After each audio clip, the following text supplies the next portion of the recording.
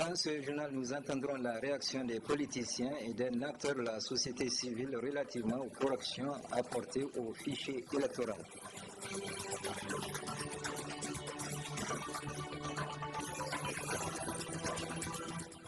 Ensuite, dans cette édition, il sera aussi question de l'utilisation des biens publics lors des manifestations politiques.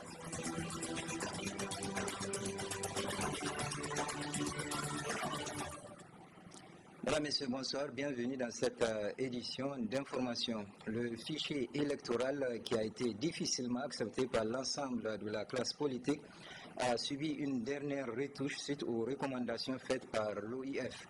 Quelles sont les implications des corrections qui ont été apportées? Éléments de réponse dans le reportage qui va suivre. Un fichier électoral accepté par l'ensemble de la classe politique de notre pays, voilà la condition incontournable pour que les futures élections présidentielles et législatives puissent se faire. Et cela est devenu une réalité avec le fichier électoral actuel qui a été nettoyé de ses impurités. Il faut se réjouir aujourd'hui que toute la classe politique soit d'accord que le fichier électoral actuel est fiable, valide et consensuel pour qu'on aille tous aux élections du 21 février 2011. Ceci est d'autant vrai que certains avaient contesté. Moi, depuis le début, je vous disais les conditions dans lesquelles l'auditeur national et l'auditeur international avaient reconnu que c'est l'un des fichiers qui a été le plus inclusif. Et quand on disait que c'est un fichier presque parfait, l'auditeur international aussi l'avait dit, parce que nous sommes aux alentours de 88% d'inscrits par rapport à ce qui était attendu.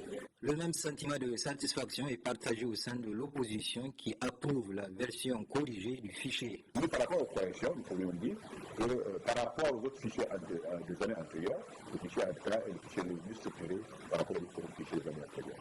Le fichier en tant que base identifiant les électeurs aujourd'hui remplit les conditions consensuelles pour la classe politique pour aller aux élections. Maintenant, en ce qui concerne les autres processus, ça, c'est autre chose que tout le monde va y veiller, parce que le fichier sera là. Il y a maintenant l'édition des cartes, et là, on a fait la recommandation pour que le comité aussi aille jusqu'à l'édition des cartes et la CENI a accepté. De son côté, la société civile, par la voix de Nassir Seydou, est convaincue que le présent fichier électoral permettra d'effectuer des élections crédibles.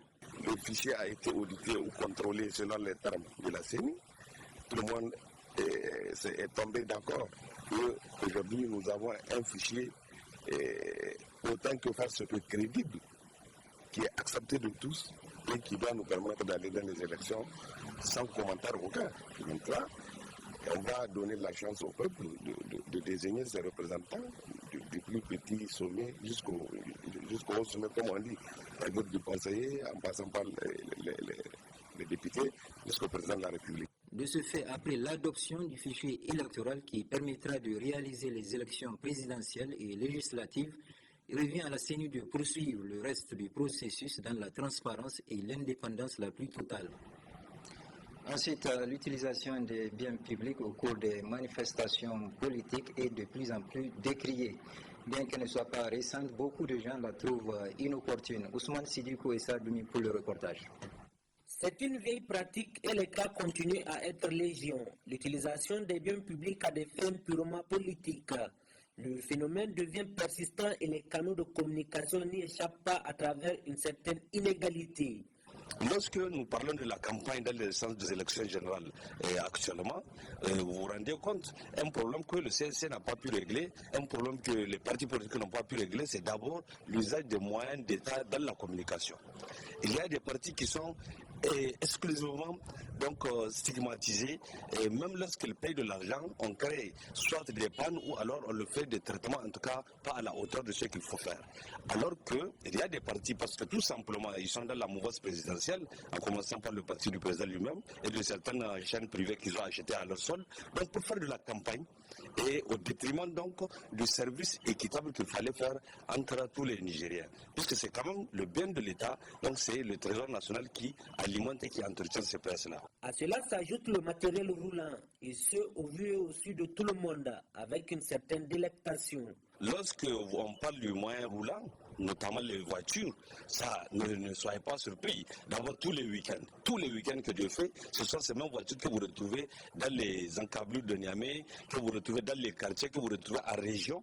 Et c'est des patrons du régime qui se déplacent pour aller battre campagne, pour aller à la rencontre des militants. C'est ça la campagne. Parce que lorsque vous faites des rencontres de proximité avec les moyens de l'État, vous avez abusé. Et c'est même une violation, je pense bien, de la Constitution, parce que vous ne pouvez pas prendre les biens de l'État pour aller, parce que tout simplement, avec cette voiture immatriculée État, avec peut-être même la garde et tout, ça crée un certain privilège au détriment de ceux qui ne sont pas aux affaires, qui peut-être ne pourront pas avoir le 10e ou le 5e des moyens pour utiliser. Cette pratique n'a que trop duré et ne manque pas de porter préjudice au bon fonctionnement de l'administration. Aux politiques, une fois aux affaires, d'en faire le distinguo. L'opposition politique réunie au sein du Front patriotique et républicain FPR s'apprête à organiser une importante marche suivie de meetings prévus pour le dimanche 10 janvier prochain. Hussein Salatou fait le point des préparatifs de cette marche. Il faut dire que cette manifestation est la suite logique de notre déclaration de la semaine passée, dans laquelle nous annoncions qu'une marche et meeting est prévue pour le samedi. Mais j'aimerais préciser que c'est le dimanche qu'aura eu la marche. Parce qu'au point de vue légal, il faut 5 jours francs. Nous avons déposé la lettre d'information pour le lundi. Cela voudrait dire qu'il faut compter avec le samedi. C'est-à-dire que la marche aura lieu le dimanche matin à 8h. Elle partira de la place à Toumo pour un meeting à la place de la concertation. Cette marche, il faut le dire, c'est le souhait de nos militants. Et véritablement, la première marche les a beaucoup plu. Et compte tenu de tous les problèmes qui se posent actuellement, et que c'est un problème qui n'ont pas trouvé de solution, ils ont estimé qu'il faut nécessairement une marche de protestation et un meeting. La coordination SINASEB de Niamey a organisé ce matin une assemblée générale à la maison des jeunes Diadjo Sekou. Une occasion pour les membres du SINASEB de discuter de bilan et de perspectives. Compte rendu Ousmane Sidoukou et Aboubakar Soulou. L'Assemblée générale se veut une assemblée d'information, mais aussi celle de la cristallisation des vives préoccupations du SINASEB, le syndicat national des agents contractuels et fonctionnaires de l'éducation de base de la coordination de Niamey. Un cadre créé pour tirer le bilan des débrayages observés antérieurement. Vous avez suivi avec nous le bilan donc des 4 jours de grève qui ont été observés avant les congés de Noël. Et je vous assure que ces 4 jours de grève ont été une réussite totale sur l'ensemble du territoire national. Aussi, le chapelet des doléances égrenées étant long et jusque-là en suspens, le SINASEB nourrit des perspectives. Il vous souviendra qu'en 2013, il y avait une liste qui était sortie sur lesquelles nous avons 400 et quelques camarades qui ont été sélectionnés. À l'heure où je vous parle, plus d'1 an, ces camarades-là, jusqu'à présent, leurs matricules n'ont pas été attribuées.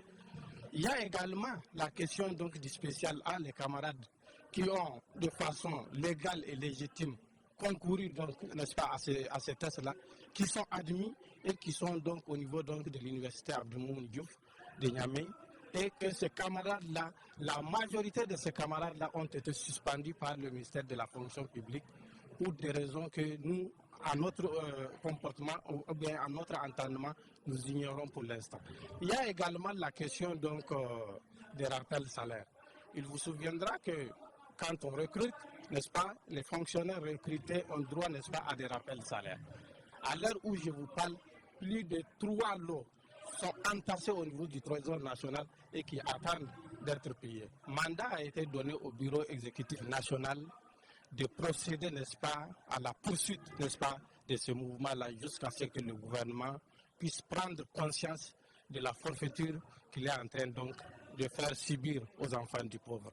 Face à ce qu'il qualifie d'indifférence à leur plateforme revendicative, le SINASEB entend radicaliser les jours à venir son mouvement jusqu'à ce que celle-ci soit prise réellement en compte.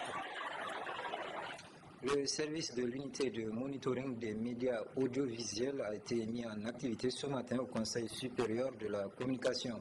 Et cela s'est passé en présence du président du CSC et les représentants de la haute autorité de la communication audiovisuelle du Maroc.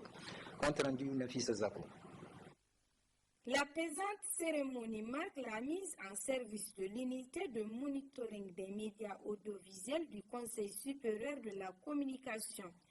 En effet, ce dispositif de monitoring des médias audiovisuels a été inventé par les informaticiens de la Haute Autorité de la communication audiovisuelle ACA du Maroc et breveté sous le nom HMS ACA Media Solutions.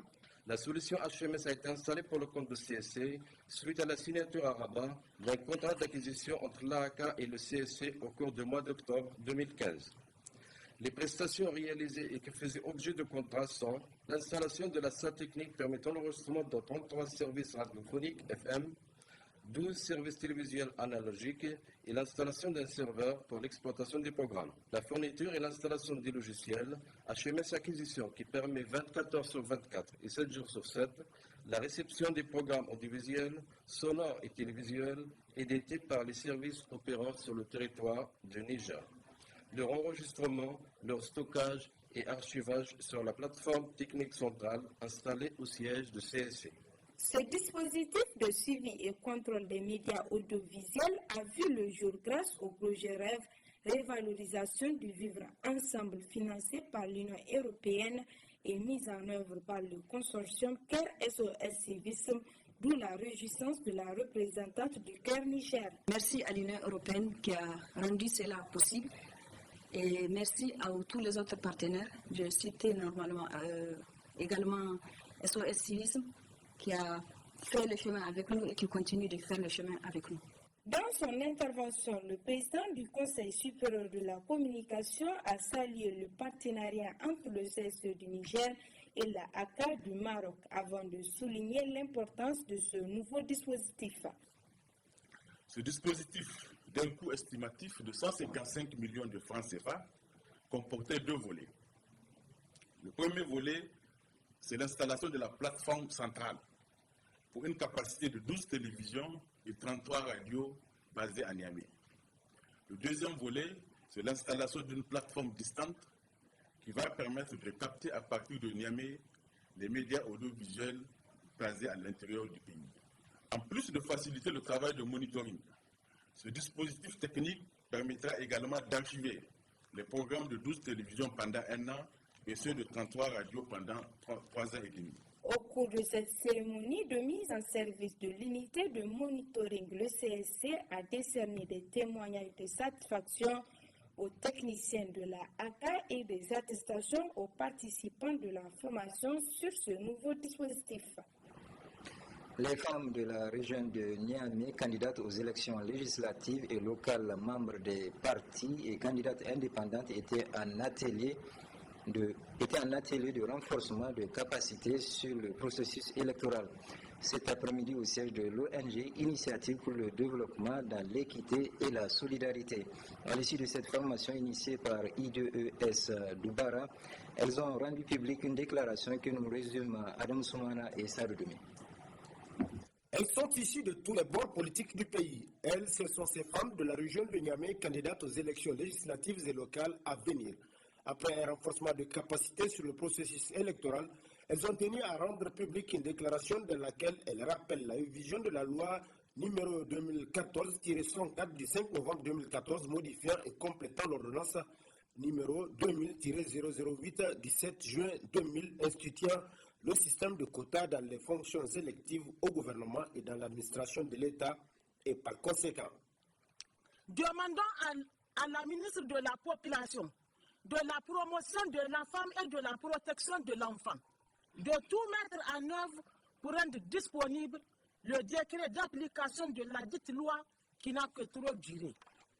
Demandons à la Cour constitutionnelle de bien vouloir veiller au respect scrupuleux de la loi numéro 2014-64 du 5 novembre 2014 aux partis politiques de respecter les lois et leurs engagements vis-à-vis des femmes conformément à leur programme politique ou projet de société dans lequel une place de choix est réservée aux femmes. Aux femmes nigériennes, toutes tendances confondues, de rester unies, solidaires, armées de courage et d'ardeur pour affronter massivement les futures élections législatives et locales. À ces femmes de rappeler à leurs sœurs nigériennes que l'absence de candidature féminine aux élections présidentielles ne doit aucunement constituer un motif de découragement et de les exhorter à œuvrer inlassablement pour sauvegarder la cohésion sociale. Rappelons aux électrices, électeurs et à l'ensemble des acteurs de la scène politique que l'implication de la femme est un impératif indispensable à l'œuvre de construction nationale. Exhortant en cette veille des élections l'ensemble des partis en compétition d'œuvrer dans la sérénité, le dialogue et le consensus pour aboutir à des élections libres, transparentes, inclusives et apaisées dans l'intérêt supérieur de notre nation. Dans ce contexte d'insécurité qui prévaut dans notre pays, nous, femmes signataires de la présente déclaration de Niamey, apportons notre soutien indéfectible à nos forces de défense et de sécurité qui se sont engagées sur le front au péril de leur vie pour la défense de l'intégrité du territoire. Occasion également pour ces candidats de présenter leurs condoléances aux parents des forces de défense et de sécurité et autres civils qui ont perdu leur vie dans les combats contre Boko Haram et aux parents des victimes du drame de Mina. Elles ont enfin exhorté leurs sœurs nigériennes à une participation massive des femmes aux élections législatives et locales 2016. Dans le cadre de la journée mondiale de lutte contre le sida, la coordination régionale de lutte contre les IST-VIH-Sida de Niamey a organisé ce matin à l'Institut supérieur de santé une conférence débat afin de sensibiliser les étudiants. Compte rendu Hassan Saleh Mustafa et Nasser Sedou. C'est l'Institut supérieur de santé ISS du quartier Riyad qui a été choisi par la coordination régionale de Niamey de lutte contre les IST-VIH-Sida pour organiser cette campagne de lutte contre le sida. Une campagne qui a pour slogan « Mettre fin au sida d'ici 2030 ». Les futurs agents de santé doivent être bien informés, avoir des comportements responsables à moins de risque de transmission du VIH et également être en bonne santé. Parce que si on veut qu'on ait quand même une population en bonne santé, il faut que les agents de santé qui sont censés soigner cette population soient bien informés par rapport à la maladie, soient bien conscients de la maladie et également soient bien portants. Comme ça, ils pourront vraiment traiter les patients qui sont infectés par le VIH afin de pouvoir atteindre notre objectif d'ici 2030. En tout cas, c'est notre objectif. Et nous avons adhéré à l'objectif mondial et nous voulons mettre fin au sida d'ici 2030 au Niger, Inch'Allah. La cible de cette campagne est la jeunesse qui est la cible la plus exposée à cette maladie. C'est une activité que nous devrons organiser depuis le mois de décembre, mais compte tenu des vacances scolaires, on n'a pas pu tenir cette activité, il a fallu maintenant.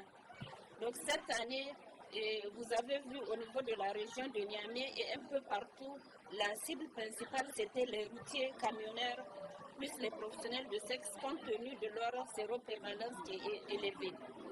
Mais on ne peut ne pas venir vers les jeunes parce que la jeunesse aujourd'hui constitue l'avenir d'un pays. Donc c'est pour ça que chaque année, si nous intervenons dans le cadre de la campagne régionale de lutte contre le sida, on n'oublie pas également la jeunesse, surtout la jeunesse scolarisée. La jeunesse scolarisée et également la jeunesse qui a choisi la profession de santé. Parce que si on veut qu'on ait quand même une population en bonne santé, il faut que les agents de santé qui sont censés soigner cette population soient bien informés par rapport à la maladie, soient bien conscients de la maladie et également soient bien portants. Comme ça, ils pourront vraiment traiter les patients qui sont infectés par le VIH. Cette conférence à débat très riche et appréciée par les participants est suivie d'une opération de dépistage du VIH-Sida. Cérémonie de présentation de vœux au ministère du Tourisme. Occasion saisie par les professionnels du tourisme et de l'hôtellerie pour rappeler aux autorités que les promesses faites aux victimes des manifestations du 16 et 17 janvier 2015 n'ont pas été tenues. Retrouvons encore Hassan Saleh Mustafa et Ibrahim Abdou pour le compte rendu. Cette cérémonie qui a réuni le personnel du ministère du Tourisme et de l'Artisanat et les collaborateurs du dit ministère vise à présenter les vœux de nouvel an à la ministre. Occasion aussi saisie par l'Association nationale des professionnels du tourisme et de l'hôtellerie pour manifester son mécontentement à la ministre et au-delà aux autorités de la 7e République relativement à la gestion de la situation des victimes de manifestations du 16 et 17 janvier 2015. Aujourd'hui, un an après ces événements, aucune suite n'a été encore donnée quant au règlement de l'appui financier promis par l'État. Et donc, pourtant, un montant de 300 millions de francs CFA avait été inscrit dans le dernier collectif budgétaire au profit de l'ensemble des sinistrés. Dans le collectif budgétaire, 300 millions ont été mis à la disposition de toutes les victimes des événements du 16 et 17 janvier. Et c'est la primature qui refuse jusqu'à cette date de mettre cette somme à notre disposition. Et nous lançons un appel au Premier ministre, une fois de plus, pour que vraiment que cette somme puisse être débloquée et mise à la disposition des victimes. L'État doit prendre ses responsabilités. Et surtout qu'il y a des écritures. Les écritures sont là. Ces 300 millions-là ont été bel et bien mis à la disposition de l'ensemble des victimes des événements du 17 janvier. Il y a un certain nombre de victimes qui ont désisté. Donc, au moins, ceux qui n'ont pas résisté, ceux qui sont dans le besoin, que ce montant-là soit mis à leur disposition, quitte à faire une clé de répartition. Le ministre du Tourisme et de l'Artisanat, tout en compatissant, a reconnu le travail abattu par la NPTH dans sa mission. L'Association nigérienne des professionnels du tourisme et de l'hôtellerie, malgré les tristes événements de janvier 2015, pour lesquels nous avions compati en leur temps, a, par son dynamisme, contribué à l'amélioration des réceptifs hôteliers et au maintien de cohésion entre ses membres. L'Association nationale des professionnels du tourisme et de l'hôtellerie demande au président de la République d'intervenir pour finir définitivement avec cette question de dédommagement des victimes. L'Afrique pour les nuls, c'est le titre du livre qui a été présenté au public hier au Centre culturel américain. L'œuvre est conjointement écrite par Rahman Idrissa, agrégé en sciences politiques, et Jean-Joseph Boileau, agrégé en sciences économiques. Compte rendu Michel Deji et Aboubakar Solé. Ce livre, c'est un regard croisé entre comment un Africain voit l'avenir de l'Afrique à partir de son environnement, de son expérience, mais je pense que c'est important aussi que les Européens disent comment eux voient l'avenir de l'Afrique. L'Afrique pour les nuls, un ouvrage qui raconte l'histoire fascinante de l'Afrique et sa place dans le monde d'aujourd'hui et de demain. C'est un livre de base sur l'Afrique qui synthétise en fait dans un langage simple des connaissances sur le continent africain et on couvre différents aspects, différentes dimensions de l'Afrique. Donc la géographie et l'économie qui sont couvertes par mon co-auteur et puis moi l'histoire, la culture et la société, la politique, la géopolitique. Voilà, donc le titre pour le livre ne doit pas faire peur aux lecteurs. C'est un titre un peu humoristique, mais c'est juste pour dire en fait l'Afrique pour tous, l'Afrique mise à la portée de tout le monde. Ce n'est pas un livre de spécialiste, c'est en gros un livre de vulgarisation, mais c'est aussi un livre de passion dans lequel en fait on prend aussi des positions sur les grands débats qui concernent l'histoire de l'Afrique, dans lequel on s'interroge aussi par exemple sur la nature de l'avenir de l'Afrique ou du devenir de l'Afrique. Une initiative aux valeurs multiples que partage le Centre culturel américain. Comme vous le savez, la lecture est un moyen de s'ouvrir au monde entier et accueillir la connaissance. C'est pour cela que nous devons toujours encourager nos jeunes scolaires et étudiants à lire beaucoup, non seulement pour avoir de bonnes notes en classe, mais surtout pour s'ouvrir au monde qui est maintenant devenu un village plantinière. Edouard Lompo, nous avons fait une tournée avec lui, nous avons fait la promotion donc, de son ouvrage et aujourd'hui nous faisons celui donc, de Rahman Idrissa et de Jean-Joseph Boileau. Donc ça fait les trois objectifs, la promotion du livre, l'accès au livre et le prix accessible. À travers cette caravane qui sera également au rendez-vous au lycée La Fontaine, au CCFN, à l'université de Niamey et au collège Mariama, la librairie La Maison du Livre aura à présenter au public toute une gamme de livres dont la plupart sont écrits par des Nigériens ou pas des auteurs qui s'intéressent au Niger. Ce journal est à présent terminé. Merci de l'avoir suivi. Je vous souhaite de passer une excellente soirée.